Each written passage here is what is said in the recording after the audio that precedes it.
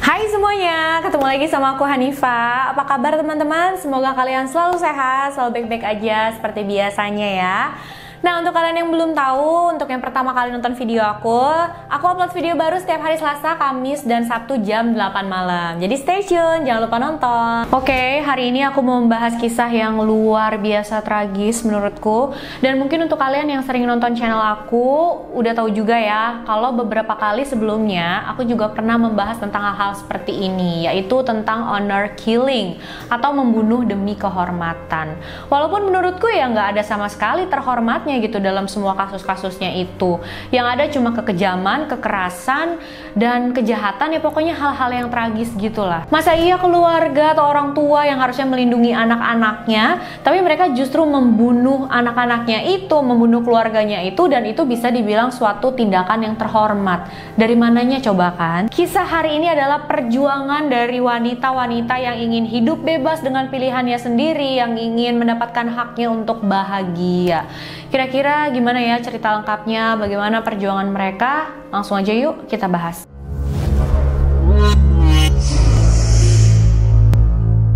Kasus kali ini adalah cerita tentang keluarga Shafia yang berasal dari Afghanistan. Keluarga ini terdiri dari kepala keluarganya yang bernama Muhammad Shafia. Dia punya 2 istri dan 7 orang anak. Muhammad Shafia ini menikah dengan istri pertamanya yang bernama Rona Amir Muhammad pada tahun 1980. Tapi setelah menikah bertahun-tahun mereka nggak punya anak nih.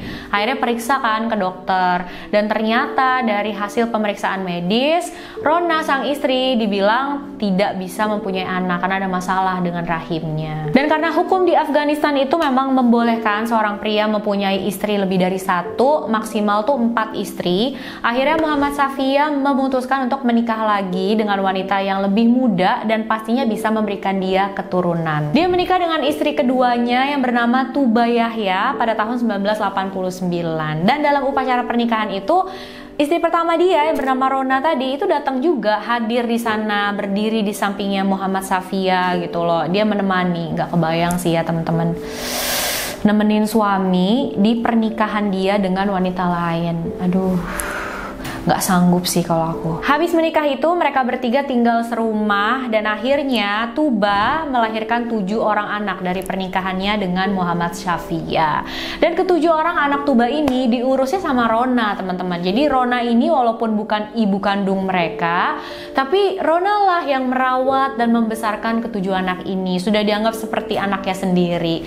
Dan anak-anak itu juga deket banget sama Rona. Dia sudah menganggap Rona sebagai ibu kandungnya sendiri. Tapi hubungan Rona dengan Tuba, istri pertama suaminya, itu nggak begitu baik teman-teman. Jadi Rona ini di rumah bukan seperti istri ya, malah jadi seperti pembantu gitu loh. Karena dia semua yang ngurusin, yang ngerjain kerjaan rumah, ngurusin anak-anak 7 orang itu, ngurusin suaminya, kerjain semua segala macam. Muhammad juga selalu menganiaya Rona entah secara fisik ataupun mental. Kadang Rona ini dipukulin gara-gara dia masakannya nggak enak, atau mungkin cuciannya dia nggak bersih.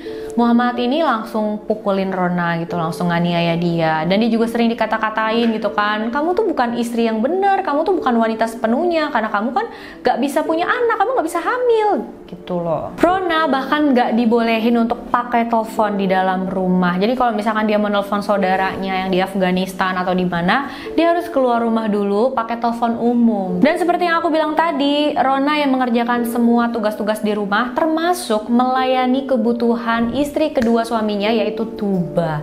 Dia yang melayani Tuba, ambilin makannya, cuciin bajunya, segala macam.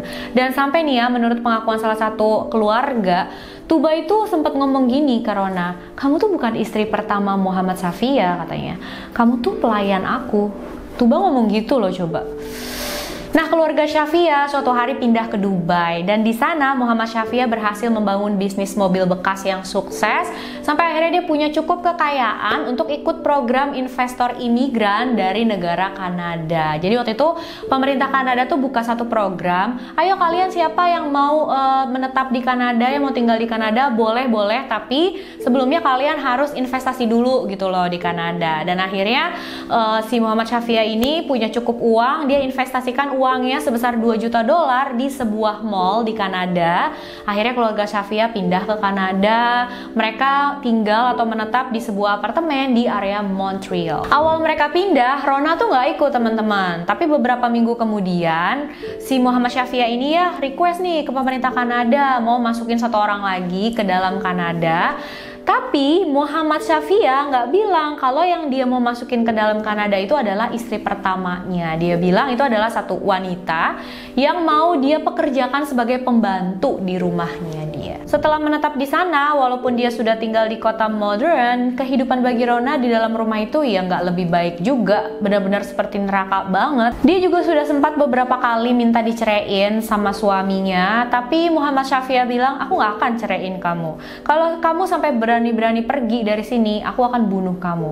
Kalau kamu berani pergi dan balik ke Afghanistan, aku pastiin keluarga aku yang ada di Afghanistan juga bakalan mencari kamu dan membunuh kamu. Jadi ya memang seperti nggak ada jalan keluar gitu ya buat Rona, selain sabar menerima nasibnya dia. Karena pasti dia takut, dia nggak tahu harus berbuat apa, harus minta tolong sama siapa. Kehidupan anak-anak perempuan dalam keluarga ini juga nggak kalah menyedihkannya teman-teman. Hidup mereka tuh seperti di penjara, nggak ada kebebasan sama sekali. Kehidupan mereka cuma sekitar di rumah sama sekolah aja. Kalau pergi ke sekolah ya diantar, langsung ke sekolah gitu kan. Pulang sekolah dijemput, langsung pulang ke rumah. Mereka nggak diizinin tuh namanya mampir dulu ke rumah teman, nongkrong dulu, atau misalkan main-main dulu sama teman-teman, itu nggak boleh. Bahkan salah satu paman mereka tuh ada yang cerita seperti ini. Jadi pernah nih ada pesta pernikahan keluarganya, dan anak-anak perempuan yang dalam keluarga Syafia ini sudah pakai baju yang rapi deh tuh, tapi baju pilihan mereka. Mereka pakai terus dilihat sama Muhammad Syafia sama ayahnya. Pas ayahnya lihat, wah baju apa yang kalian pakai? Katanya kan, ayahnya nggak suka tuh. Langsung bajunya dirobek, digunting. Terus mereka langsung suruh pulang. Udah pulang kalian, nggak boleh ikutan pesta pernikahan itu. Jadi ya udah mereka pulang, dikurung deh di dalam rumah. Jadi memang mereka tuh nggak bisa memilih sesuatu untuk dirinya sendiri. Semuanya serba dipilihin sama orang tuanya. Apalagi kalau mereka sampai ketahuan pacaran dengan orang yang nggak disetujuin sama ayahnya, pasti hukumannya bakal lebih berat lagi. Karena mereka juga dikasarin secara fisik tuh sering juga teman-teman. Nah kalau ibu kandung mereka yaitu Tuba, dia adalah tipe istri yang benar-benar sangat patuh dengan suaminya. Mau benar mau salah tindakan suaminya, dia nggak bakal ingetin, dia bakal ikutin aja gitu loh. Makanya dia juga memperlakukan anak-anaknya sama, nggak ada kelonggaran sama sekali. Justru yang lebih ngertiin anak-anak ini, yang lebih pengertian sama mereka, kasih kelonggaran lah gitu ya buat mereka adalah Rona teman-teman. Mungkin dia tahu ya, anak-anak perempuan ini cuma pengen mendapatkan kebahagiaan, menjalani hidup remaja seperti normal pada umumnya gitu loh. Anak tertua di keluarga ini adalah Zainab. Saat dia berumur 17-18 tahunan, dia menjalin hubungan dengan teman satu sekolahnya yang bernama Amar. Tapi pastinya mereka menjalin hubungan ini secara diam-diam. Karena gini, Zainab itu kan anak tertua dalam keluarga itu, tapi dia anak perempuan ya. Dan anak tertua laki-laki dalam keluarga Syafia adalah adiknya Zainab yang bernama Hamid. Dan Hamid ini benar-benar dipercaya nih sama ayahnya, kayak istilahnya bisa kayak kaki tangan ayahnya lah gitu ya. Nah Hamid ini satu sekolah sama Zainab. Jadi Zainab takut kalau Hamid ngelihat dia dan Amar punya hubungan bareng-bareng, Hamid bakal ngaduin ke ayahnya di rumah dan ayah itu bakal melakukan sesuatu yang bisa menyakiti dia. Zainab ngomong ke Amar, jadi dia bilang, Amar kita harus berhubungan secara diam-diam ya, karena kalau misalkan sampai aku ketahuan pacaran sama kamu, aku bisa disakitin sama ayahku bisa membunuh aku. Dan Amar tuh ngomong, gak mungkin lah, dia kan ayah kamu, masa iya dia kayak gitu, masa dia ngelakuin hal kayak gitu ke kamu. Dan Zainab cuma bilang, kamu gak tahu ayahku kayak apa. Tapi namanya satu sekolah ya teman-teman, akhirnya hubungan Zainab dan Amar ketahuan juga sama Hamid. Dan benar aja sesuai perkiraannya Zainab, Hamid langsung cepet-cepet aduin itu ke ayahnya. Dan ayahnya ya udah langsung bertindak. Zainab langsung dikeluarin dari sekolah, dia langsung dikurung di dalam rumah, nggak boleh kemana-mana. Dia dikurung di dalam kamar selama berbulan-bulan. Saat akhirnya boleh keluar pun dia dilarang keras untuk menjalin hubungan lagi sama Amar. Adik Zainab yang bernama Sahar juga mengalami hal yang sama teman-teman. Dia menjalin hubungan dengan teman satu sekolahnya yang bernama Ricardo Sanchez. Dari namanya aja kalian bisa tahu ya, Ricardo Sanchez ini bukan satu suku gitu ya sama keluarga Syafiah, beda keyakinan juga. Pastinya kalau sampai ketahuan ya ayahnya marah-marah banget. Jadi si Sahar sama Ricardo ini berhubungan secara diam-diam. Tapi akhirnya ketahuan lagi sama Hamid dan dia langsung bilang lagi, ngaduin lagi ke ayahnya, dan akhirnya udah si Sahar ini dihukum juga. Dan Sahar pun sempat ngadu ke gurunya di sekolah. Dia bilang, saya dan kakak saya tuh di rumah jadi korban kekerasan bu, gitu ya. Dan akhirnya pihak sekolah langsung dong panggil orang tuanya Sahar ini. Dipanggil tuh Muhammad Syafiah sama Tuba datang ke sekolah. Tapi nggak berjalan dengan lancar teman-teman. Karena Muhammad Syafiah pas di sekolah anaknya itu dia marah-marah gitu kan. Dan si Sahar ini jadi nggak berani ngakuin kalau dia memang diperlakukan kasar gitu di rumah. Dia jadi, oh iya enggak bu, saya salah ngomong kayak gitu. Akhirnya ya udah pihak sekolah nggak bisa melakukan apa-apa. Terus hari ini kalau dari rumah dia kan pakai jilbab, terus nggak make upan sama sekali karena memang nggak dibolehin kan sama ayahnya. Tapi pas sampai di sekolah dia langsung buka jilbabnya, dia langsung buka tuh jaketnya. Jadi dia pakai baju ya ala-ala barat gitu ya. Terus dia mulai make up di kamar mandi sekolah. Guru-gurunya di sekolah juga saat itu udah perhatiin. Tapi kayaknya jilbab itu bukan permasalahan Sahar yang utama, karena yang bikin guru-gurunya itu khawatir adalah berat badannya Sahar yang makin lama makin menurun secara drastis. Dia juga lemes banget di sekolah. Sampai suatu hari Sahar tuh pingsan teman-teman saking lemesnya. Nah pas dia pingsan, guru-guru di sekolah itu kan hubungin keluarganya. 3 kali mereka hubungin keluarganya, tapi nggak ada satupun anggota keluarga yang datang ke sekolah untuk menjemput Sahar. Akhirnya pihak sekolah langsung mutusin, udah deh hubungin pihak perlindungan anak aja deh, laporin ke mereka gitu. Tapi sayangnya ya pihak perlindungan anak bilang, oh ini Sahar ini udah 17 tahun lebih umurnya, jadi kami nggak bisa berbuat apa-apa, dia udah nggak termasuk anak-anak gitu loh. Coba deh kalian cari bantuan di tempat lain. Dan akhirnya nggak ada satupun lagi hal yang bisa dilakukan untuk membantu Sahar. Terus ada juga adik perempuannya Zainab dan Sahar yang bernama Giti. Saat dia berumur 13 tahun dia sempat bertingkah juga ya teman-teman. Jadi dia itu ketahuan beberapa kali bolos sekolah, dia juga mencuri di toko. Bahkan Giti ini sempat bilang ke gurunya kalau dia pengen banget dimasukin ke dalam panti asuhan, karena menurut dia itu bakal jauh lebih baik daripada tinggal di dalam rumahnya. Dia tuh nggak betah banget katanya di dalam rumah. Dalam buku harian dan catatan-catatan yang Giti tulis itu jelas banget terlihat kalau Giti ini sangat mengidolakan kakak-kakaknya, terutama Sahar.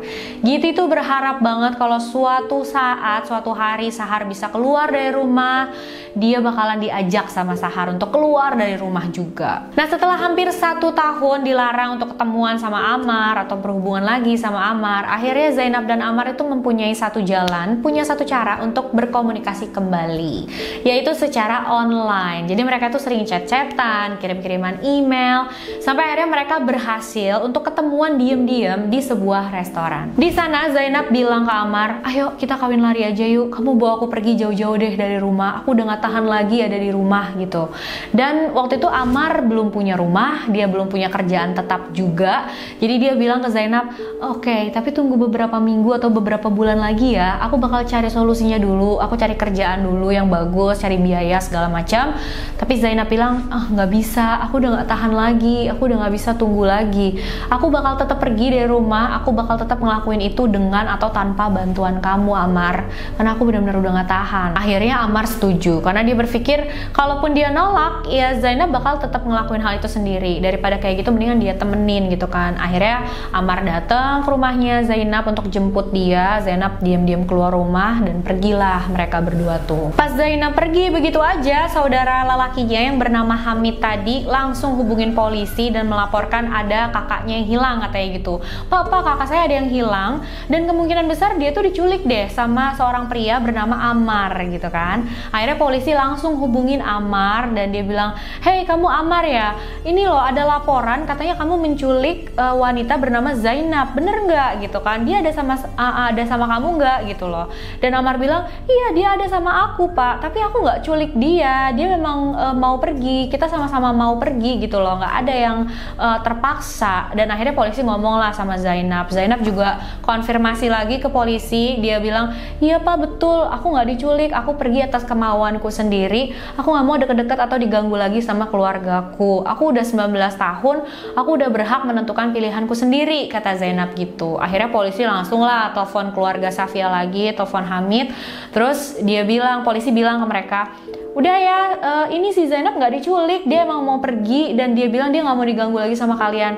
Kalian tolong ya jangan lapor-lapor lagi ke kami kalau Zainab itu diculik gitu. Polisi juga bilang itu hak dia, itu pilihan dia. Zainab umurnya sudah cukup, kalau memang dia memutuskan ingin pergi, ya dia bisa pergi karena dia itu sudah wanita dewasa, kata polisinya gitu. Semenjak itu secara hukum ayahnya, ibunya atau keluarga Zainab ya udah nggak bisa lagi ganggu dia kan. Tapi ternyata Muhammad Syafia dan Tuba masih punya cara lain, teman-teman. Jadi Tuba ini hubungin anaknya, hubungin Zainab dan Ammar.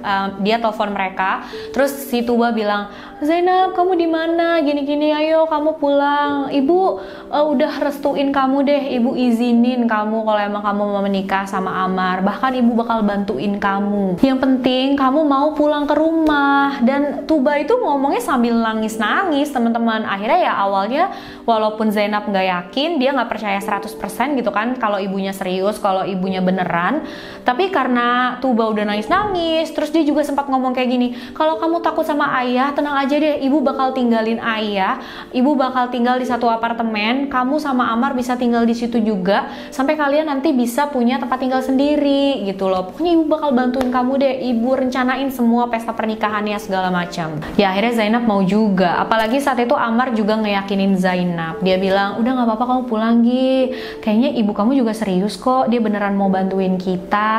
Lagi pula kan kamu sebentar aja di sana, habis itu kan kita bisa hidup bahagia. Tapi tentu aja itu semua cuma bualan, kebahagiaan itu nggak pernah datang buat mereka. Saat Zainab pulang ke rumah itu cuma ada ibunya aja, ayahnya nggak ada di rumah, dia lagi di Dubai, lagi ada urusan kerjaan katanya. Tapi 2 minggu setelah itu, seperti yang dijanjikan, pernikahan untuk Ammar dan Zainab akhirnya digelar, teman-teman. Dan ibu juga ayahnya Zainab, Muhammad Syafia dan Tuba itu, mereka tuh ya tampaknya menyetujui aja gitu pernikahan mereka. Pastinya itu adalah momen-momen yang sangat-sangat membahagiakan bagi Zainab dan Ammar, tapi cuma bertahan beberapa jam aja, teman-teman.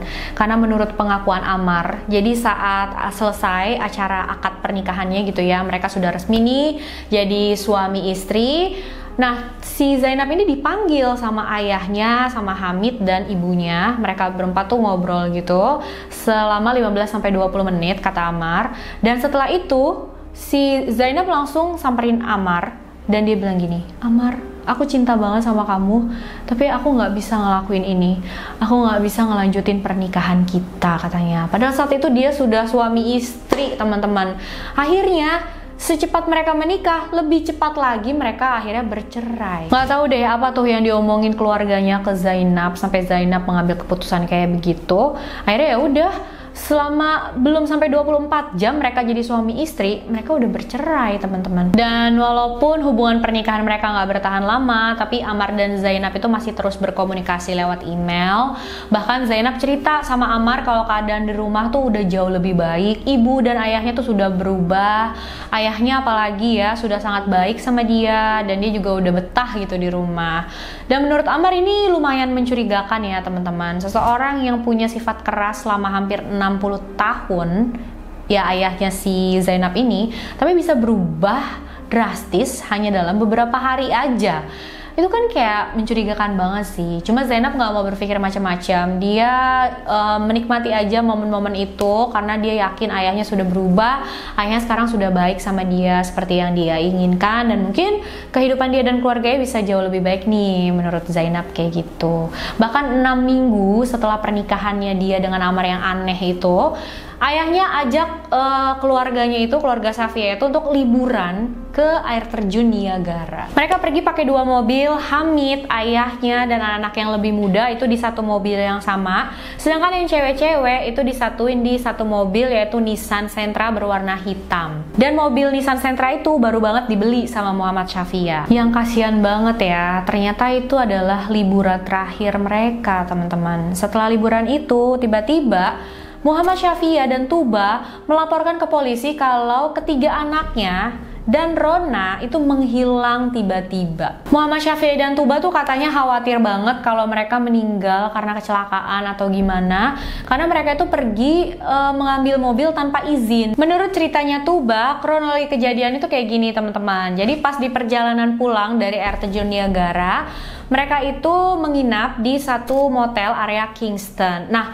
untuk gambaran aja nih ya buat kalian, kalau misalkan di sini air terjun Niagara, terus di sini tempat tinggal mereka yaitu Montreal, area Kingston itu ada di tengah-tengahnya teman-teman. Jadi kalau mereka pulang ya memang harus melalui area Kingston ini. Dan mereka memutuskan untuk menginap di salah satu motel di sana, istirahat, besoknya baru mulai perjalanan lagi gitu kan. Tapi ternyata menurut Tuba, pada jam 2 pagi, Sahar, Zainab, Giti, dan Rona minta kunci mobil secara paksa dari Tuba. Terus mereka pergi begitu aja dan gak balik-balik lagi. Bahkan Tuba ini pernah diwawancara sama reporter dari salah satu stasiun TV. Tuba menceritakan kejadiannya seperti ini sambil nangis-nangis gitu. Dan sebenarnya saat itu polisi nggak terlalu yakin sama pengakuan keluarga Syafia ini, karena memang keluarga Syafia itu kan sudah beberapa kali punya urusan sama polisi. Ya waktu itu pernah saat Zainab dibilang diculik sama Amar gitu kan. Dan ternyata saat Zainab pergi itu, salah satu anak perempuan keluarga Syafia tuh ada yang hubungin polisi dan bilang kalau dia takut ayahnya bakal ngelakuin hal yang enggak ke keluarganya karena tahu kakaknya pergi gitu loh. Jadi polisi selain mencari 4 orang anggota keluarga Syafia yang hilang ini, mereka juga menyelidiki keluarga Syafia lainnya, yaitu Muhammad Syafia, Tuba, Hamid, dan lain-lainnya lah. Akhirnya di tanggal 30 Juni 2009 mereka berempat ditemukan, lebih tepatnya jasad mereka ya teman-teman ditemukan, karena mereka berempat sudah ditemukan dalam keadaan meninggal di dalam sebuah mobil Nissan Sentra yang tadi mereka kendarai itu. Mobil dan mereka semua tenggelam di dasar sebuah kanal area Kingston. Polisi langsung melakukan penyelidikan kira-kira apa sih penyebabnya mereka bisa tenggelam di kanal itu. Dari keadaan TKP terlihat nggak mungkin banget kalau mobil itu masuk ke dalam kanal tanpa bantuan. Karena banyak banget hal-hal dan bukti-bukti yang aneh dan mengganjal yang ditemukan polisi di sana. Di antaranya adalah pertama, starter mobilnya itu dalam keadaan mati teman-teman. Kalau memang mobil itu masuk ke dalam kanal karena mereka terlalu ngebut atau lagi jalan gitu ya, mobilnya tiba-tiba masuk ke kanal, pastikan starter mobilnya itu dalam keadaan hidup. Posisi bangku juga dalam keadaan yang rada ditidurin gitu ya teman-teman. Dan gak ada satupun dari mereka yang memakai seat belt. Kaca penumpang di bagian depan itu juga kebuka, tapi gak ada satupun dari mereka yang berusaha berenang keluar dari mobil dan menyelamatkan diri. Jadi seperti mereka sudah dalam keadaan pingsan atau bahkan meninggal saat mereka tenggelam di kanal itu. 2 hari kemudian hasil otopsi menyatakan kalau mereka berempat meninggal karena tenggelam. Tapi tim forensik tidak bisa memastikan apakah mereka benar tenggelam dan meninggal di dalam kanal itu atau mungkin mereka sudah meninggal sebelumnya. Nah, di TKP tim investigasi juga menemukan pecahan kaca spion mobil, tapi bukan milik Nissan Sentra yang tenggelam itu. Setelah dilakukan penyelidikan, ternyata adalah pecahan kaca spion dari mobil Lexus berwarna silver. Dan tebak apa teman-teman? Muhammad Syafia juga memiliki mobil yang jenisnya sama dan warnanya juga sama. Polisi langsung dapat surat izin untuk menyita mobil Lexus milik Muhammad Syafia tadi, diambillah sama mereka, diperiksa gitu ya. Dicocokin pecahan kaca spion yang tadi ditemukan di TKP dengan spion Lexus punyanya Muhammad Syafia yang rusak itu, dan plok, cocok, klop banget teman-teman. Habis itu polisi juga mencocokkan antara kerusakan kaca spion yang ada di mobil Lexus Silver milik Muhammad Syafia dengan kerusakan yang ada di bagian belakang Nissan Sentra yang tenggelam itu, dan mereka berdua itu juga cocok banget. Jadi saat itu polisi menduga kuat kalau Nissan Sentra yang di dalamnya ada keempat korban itu ya ditabrak dari belakang sama Lexus Silver milik Muhammad Syafia sampai mobil Nissannya itu masuk dan tenggelam di dalam kanal. Tapi saat ditanya sama polisi, keluarga Syafia bilang, mobil itu rusak kemarin karena dipakai sama Hamid, terus dia nabrak tiang di sebuah tempat parkir, jadi makanya rusak gitu. Dan Hamid pun sempat hubungin 911 untuk ngelaporin kejadian kecelakaan itu. Memang sih benar teman-teman. Jadi Hamid itu menghubungi 911 dan ngelaporin kalau dia kecelakaan. Tapi kecelakaannya itu aneh banget. Di sebuah tempat parkir kosong, tapi katanya dia tiba-tiba nabrak tiang gitu.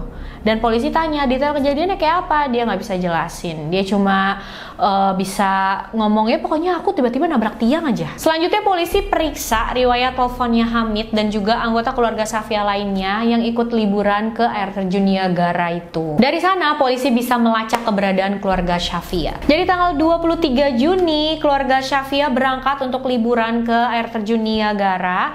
Lalu di tanggal 27 Juni saat itu keluarga Shafia lainnya masih liburan di sana, tapi Hamid dari riwayat handphonenya itu terlihat dia pergi ke area Kingston.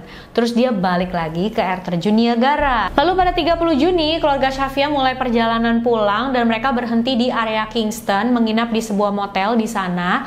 Jam setengah 2 paginya ada telepon masuk ke handphonenya Sahar, tapi saat itu Sahar nggak angkat-angkat panggilan telepon itu. Polisi menduga kalau Nissan Sentra itu tenggelam ke kanal pada jam 1 atau jam 2 dini hari itu. Polisi panggil Tuba, Muhammad Shafia, dan Hamid untuk diinterogasi. Dan saat diinterogasi itu tentu aja mereka bertiga nggak ngaku, menyangkal semua tuduhan polisi. Dan saat itu polisi sempat nakut-nakutin mereka. Jadi polisi bilang, tahu nggak sih, ternyata tuh ada CCTV loh di dekat Nissan Sentra itu tenggelam, dan CCTV merekam semuanya gitu loh. Kalau kalian tahu sesuatu mending kalian langsung cerita aja. Sebenarnya nggak ada CCTV sama sekali di sana teman-teman, cuma polisi bilang kayak gini karena polisi berharap kalau memang mereka pelakunya, mereka akan panik, mereka akan ceroboh melakukan satu kesalahan dan polisi bisa tahu, bisa dapat bukti gitu ya. Sebenarnya saat itu polisi sudah banyak bukti untuk bisa menangkap mereka bertiga, tapi masih kurang satu nih, yaitu motif. Polisi masih pengen tahu motifnya mereka tuh apa sih. Polisi pun putusin untuk membebaskan mereka bertiga habis interogasi itu. Tapi yang mereka bertiga nggak tahu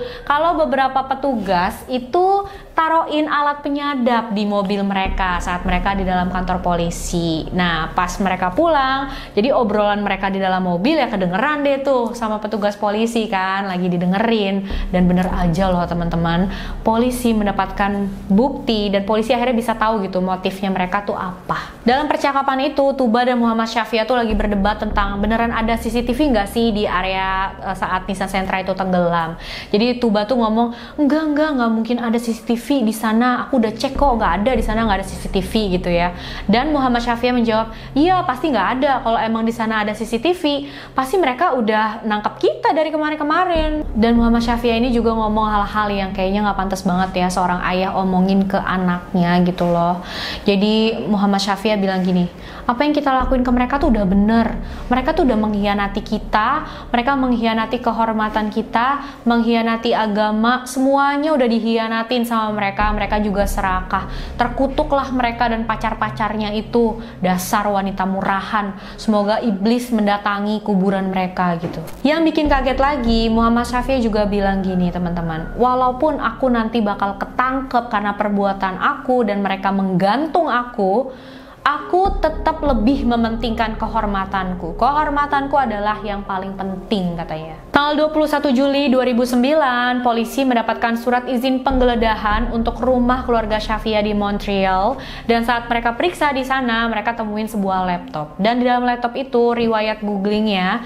Jadi ada seseorang yang cari-cari informasi tentang di mana bisa melakukan pembunuhan. Mereka juga temuin buku harian milik Rona, istri pertama Muhammad Shafia yang juga dibunuh sama mereka. Dan di dalam buku harian itu banyak banget informasi apa aja yang dialami para wanita itu di dalam rumah, apa yang dilakukan Muhammad Shafia, dan kebanyakan dari yang aku ceritain di awal-awal tadi yaitu memang dari infonya tuh dari buku hariannya Rona ini teman-teman. Polisi sudah mempunyai bukti-bukti yang solid ya untuk menangkap mereka, mulai dari bukti-bukti yang ditemukan di TKP, riwayat telepon, percakapan di mobil tadi, juga riwayat pencarian komputer di rumah keluarga Shafia. Akhirnya pada 22 Juli 2009, Muhammad Shafia, Tuba Yahya, dan Hamid ditangkap atas tuduhan pembunuhan pada 4 anggota keluarganya, yaitu Sahar 17 tahun, Zainab 19 tahun, Giti 13 tahun, dan Rona 52 tahun. Dan pas ditangkap mereka tuh nggak ada ekspresi sama sekali teman-teman. Persidangan berjalan kurang lebih 3 tahun. Akhirnya pada Januari 2012 mereka bertiga dinyatakan bersalah atas pembunuhan tingkat 1. Di Kanada kalau seseorang sudah dinyatakan bersalah atas pembunuhan tingkat 1, mereka otomatis mendapatkan hukuman seumur hidup. Dan mereka bertiga itu bisa mengajukan bebas bersyarat setelah menjalani 25 tahun masa tahanan. Oke teman-teman, teman-teman, itu dia kisah kita untuk kali ini. Jangan lupa komen ya, apa pendapat kalian tentang kasus ini. Makasih udah nonton videonya sampai akhir. Jangan lupa like, subscribe, dan share video ini sebanyak-banyaknya. Bye-bye.